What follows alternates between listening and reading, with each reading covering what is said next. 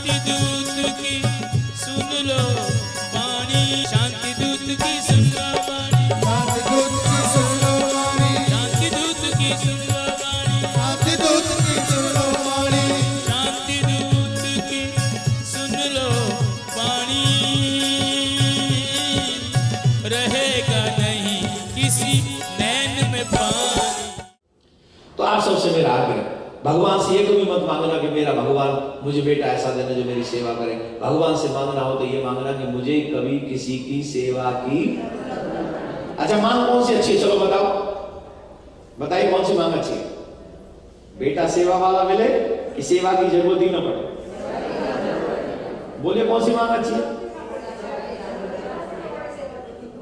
सेवा की जरूरत ही मांग अच्छी है ना? किसने बताइए आइडिया? किसने? बोलो किसने? आते नहीं तो कहां से मिलता? आए कभी ना मिला है।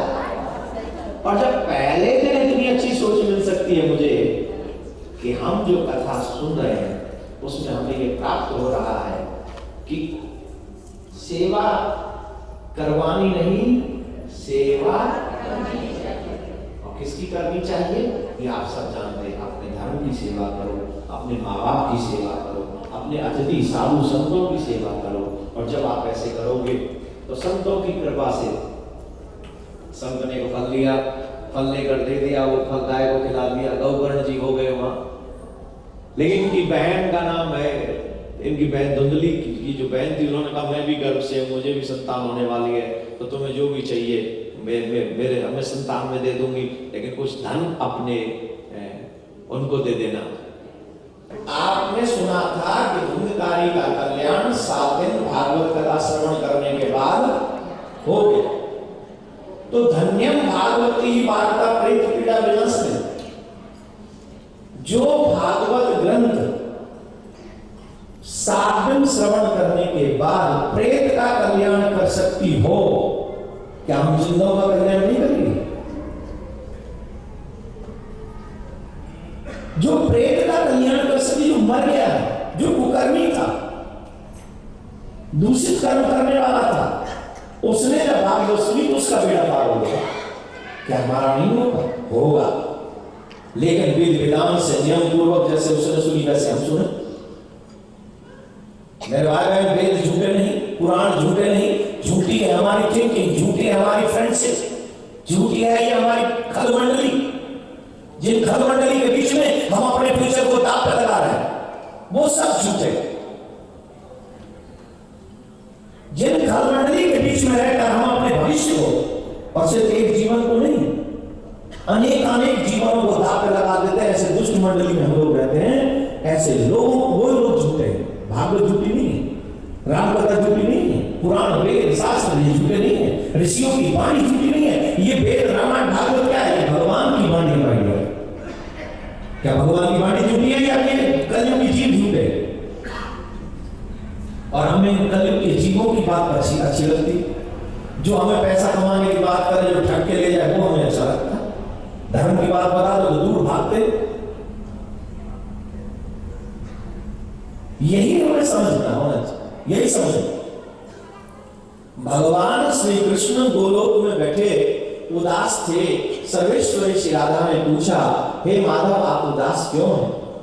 तो श्री कृष्ण कहते हैं, कलयुग के लोगों के बारे में सोच सोच के उदास हूं। इनके बारे में आप क्या सोच रहे हैं? बोले मैं सोच रहा हूं कि ये कलयुग के लोग बुरे कर्म कर करके बुरी योनियों में जा रहे हैं और बुरे ही कर्म कर रहे हैं, फिर बुरा ही कष्ट पा रहे हैं और बहुत इनको कष्ट होता है। और जब ये रोते हैं, बिलखते हैं, मार पड़ती है, तो फिर मुझे दुख होता है। तो मैं उनको सोच सोच के दुखी हूं कि आखिर इनका कल्याण कैसे हो। तो सर्वेश्वरी श्री राधा पूछती हैं, क्या आपने इनके कल्याण के लिए कोई मार्ग ढूंढा है, कुछ सोचा है? बोले हाँ सोचा है। क्या? बोले मैं सोच रहा हूं कि कोई मेरा व्यक्ति जाए, मेरा प्रिय जाए और इन कलयुग के लोगों को मेरी कथा सुना। जब ये मेरी लीलाओं को सुनेंगे, जब मेरी कथाओं को सुनेंगे, तो इनको कथा सुन सुन के वो अटैचमेंट होगी। ये क्या करना चाहिए, क्या नहीं करना चाहिए, वो समझेंगे। और जब ये समझेंगे किस कर्म का क्या फल भोगना पड़ेगा, जब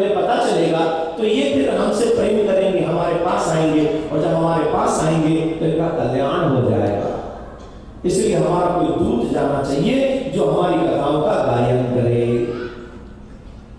कौन जाएगा? बोलिए सुख जाएगा। सुख मीन्स तोता। बोल इंग्लिश में क्या बोले? सुख को भेजा। सुख से कहा कि आप जाओ। बोले प्रभु मैंने ऐसा कौन सा अपराध कर दिया जो मैं आपके निज धाम को छोड़ के पृथ्वी पे जाऊं? बोले एक उद्देश्य होता है अपने कल्याण का और एक होता है उद्देश्य दूसरों के कल्याण का। तुम्हें दूसरों के कल्याण के लिए जाना है। देखिए अपना पेट तो स्वामी भर लेता है, लेकिन भगवान के बताए हुए धर्म को जो अपना ले वो सही माने में इंसान है। अपना पेट भरना कौन सी बड़ी बात है? मैं एक भजन गा रहा हूं, आपने ज्यादा गाया नहीं, बहुत कम गाया है भजन मैंने। कुछ ना कुछ तो हमें वो जरूर दे, चाहे सोना चांदी हमें वो न दे, चाहे सोना चांदी हमें वो न दे, एक फूटी कटोरी जरूर देगा, कुछ ना कुछ तो हमें वो जरूर देगा। चाहे 56 भोग हमें ना मिले, चाहे 56 भोग हमें ना मिले, सूखी रोटी हमें वो जरूर देगा, कुछ ना कुछ तो हमें वो जरूर देगा। तो नारद जी पहुंचे, मां पार्वती ने पूछा उदास क्यों? बोले कुछ मत पूछिए, हम जब आपके बारे में सोच रहे उदास हो, हमारे बारे में आप क्यों सोच रहे? बोले बाबा नहीं सोचते तभी हम सोच रहे। बाबा समाधि बैठे, अब तो कुछ कहेंगे। बोले बाबा ने क्या नहीं सोचा? बोले बताइए पति पत्नी का रिश्ता कितना अच्छा होता है, कितना अच्छा होता है। उस रिश्ते में कभी कुछ छिपाना नहीं चाहिए। और बाबा ने आपको बताया वो अपने मुंह पे भस्म क्यों रमाते हैं? बाबा ने आपको बताया वो अपने गले में मुंडों की माला क्यों पहनते? अरे ये भी कोई बात है, मैंने पूछा नहीं, उन्होंने बताया नहीं। बोले अच्छा आप तो होली हैं इसलिए आपने नहीं पूछा, उनको तो बता देना चाहिए ना, उनको तो बताना चाहिए। देवियों को सबसे आसान है उसके हस्बैंड के अगेंस्ट भड़काना, सबसे आसान।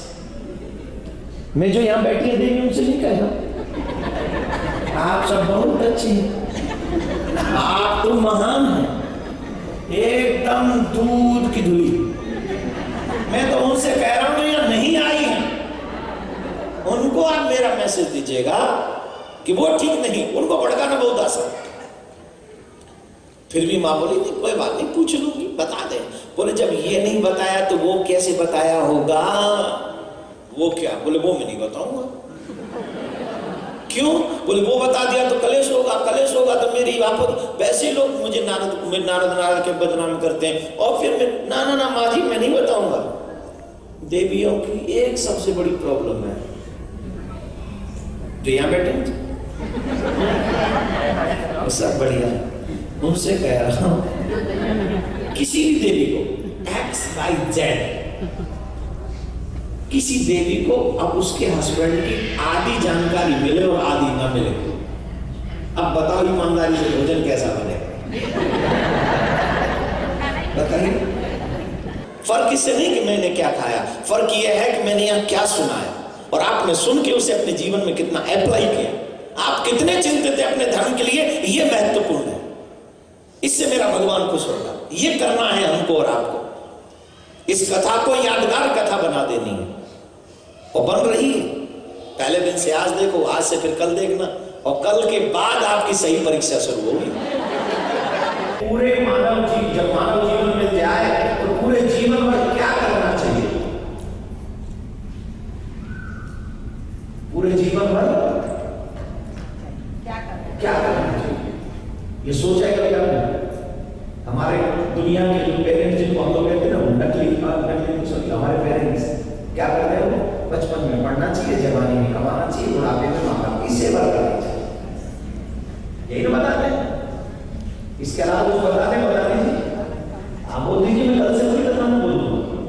इसके अलावा कुछ बता, बचपन में क्या करना चाहिए? पढ़ना चाहिए, जवानी में क्या करना चाहिए? कमाना चाहिए, और जब माँ बाप बूढ़े हो जाए तो उनकी सेवा, माँ बाप की सेवा करना चाहिए। भगवान को क्या मंदिर से बाहर नहीं करना, भगवान का क्या करना? जिसने हमें सब कुछ दिया उसका हमें क्या करना चाहिए? कोई सिखाता है? किसी ने बताया? जिसने मम्मी पापा को पैदा किया, जिसने हमारे पूर्वजों को पैदा किया,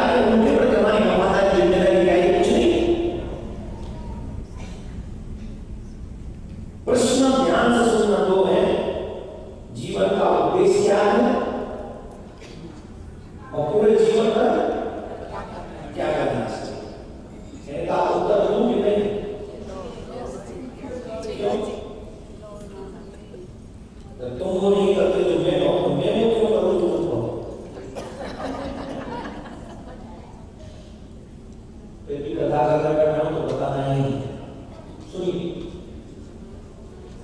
जब जीव मां के घर में जाता है तो कितना दुख आता है, जरा सुन लीजिए।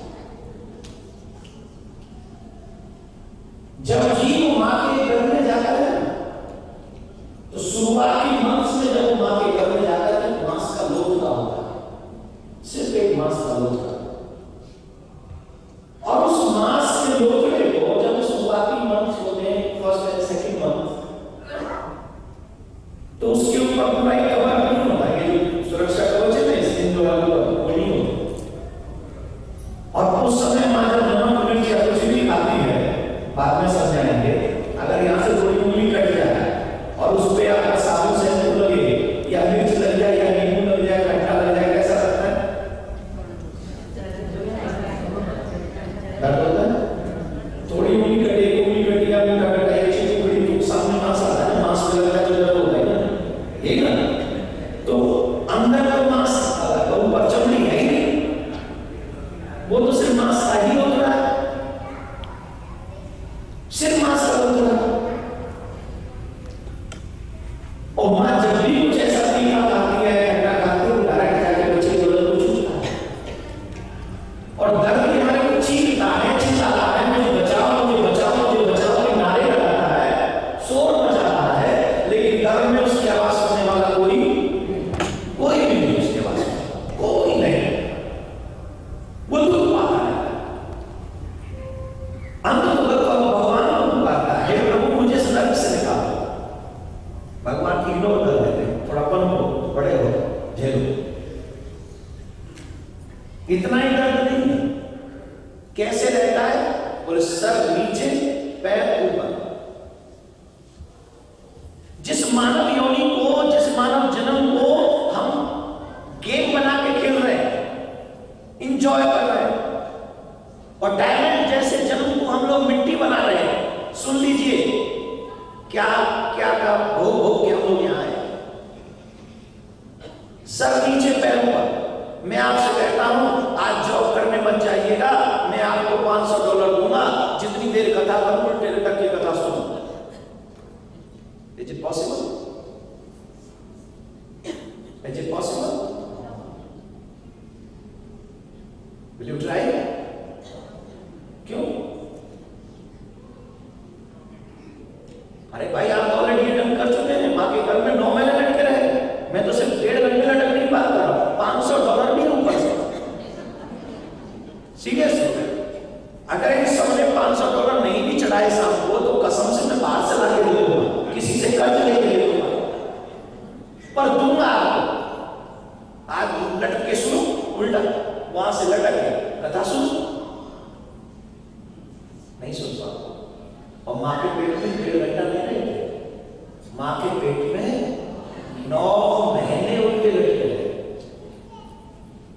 एक तरीके से सजा है व्यक्ति को कि तुम मोक्ष न पा सके तो इस नर्क में भोगो, उल्टे लटके रहो। इतना ही नहीं, रहता कहां है?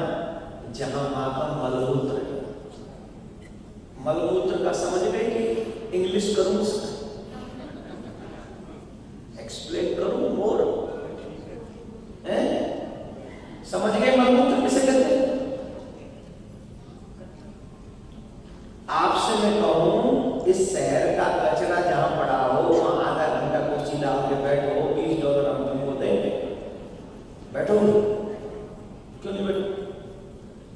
अरे वहां स्मेल है, वहां गंदगी, अरे वहां स्मेल है, वहां गंदगी है, कितनी देर? 20 मिनट, आधा घंटा नहीं बैठ सकते? नहीं, क्यों? बोले गंदगी है वहां, तो वहां तो तुम आधा घंटा नहीं बैठ सकते। और मां के पेट में कितनी देर रहे? और मलमूत्र से ज्यादा गंदा कुछ है? कई माताओं को देख रहा हूं मुंह से कोड़ रही थी, ओ राम राम की कथा में क्यों सुना रहे हो? मैं सुना रहा हूं, व्यास जी ने लिखा है तो सुना रहा हूं, मेरे बाप का क्या जा रहा है? लिखा है उन्होंने, और हम और आप आए वहीं से, we can come from, you know very well, वहीं से आए हैं। आज हम मुंह से कोड़ रहे हैं, लेकिन उसी मलमूत्र में थे हम। और अगर जन्म नहीं सुधारा तो again we will definitely no one can change this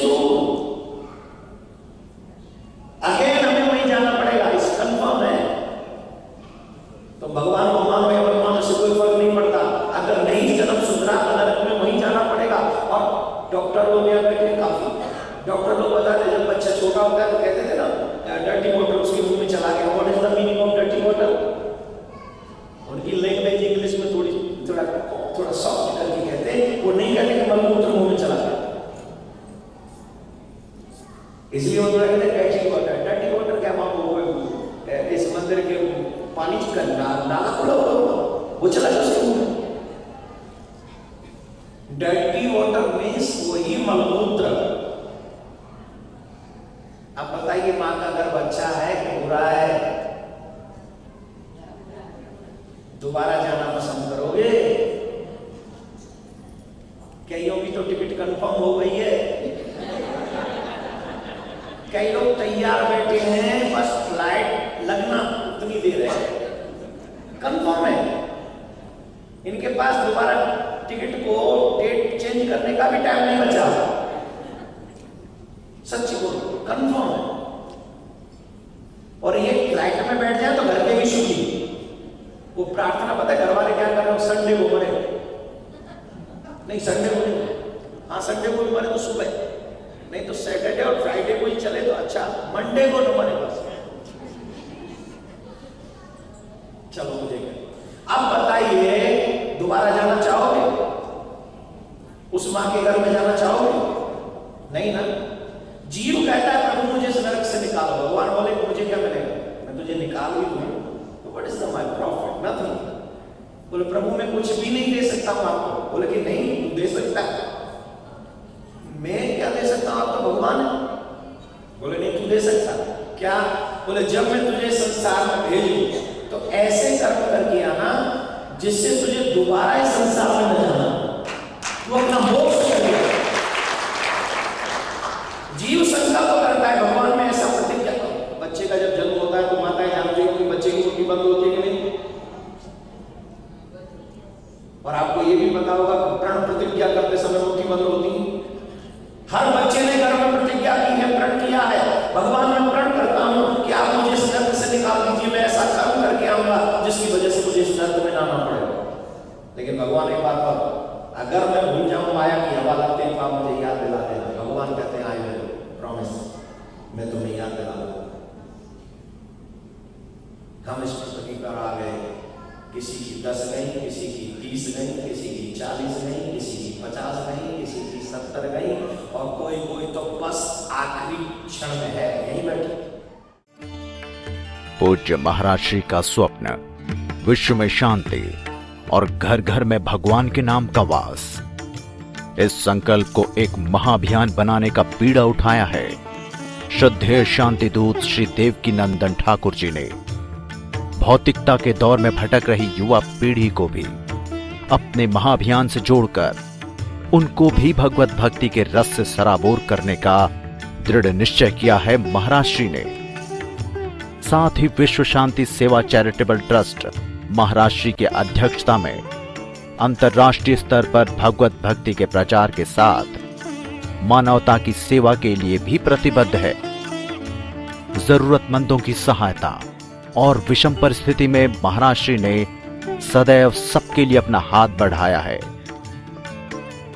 आप भी श्रद्धेय शांति दूत श्री देवकीनंदन ठाकुर जी के महाअभियान में अपना पुनीत सहयोग प्रदान कर सकते हैं।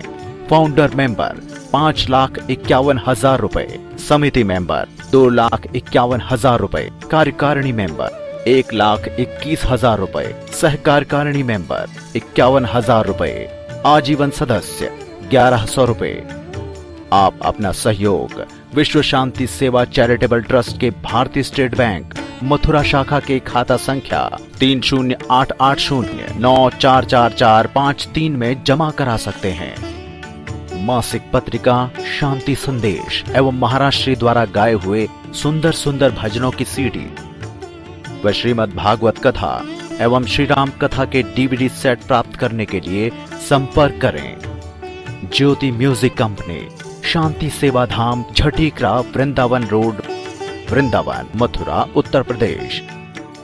Phone number 0735111221, 0735111331। दिल्ली कार्यालय C5/90, first floor, sector 6, Rohini, New Delhi 110085। Phone number 01147564008। Mobile 9212210143। Website www.vssct.com, www.shantisevadham.in। Email info@vssct.com। Twitter dn/ठाकुर/G। Facebook Devaki Nandan Thakur ji, VSSCT।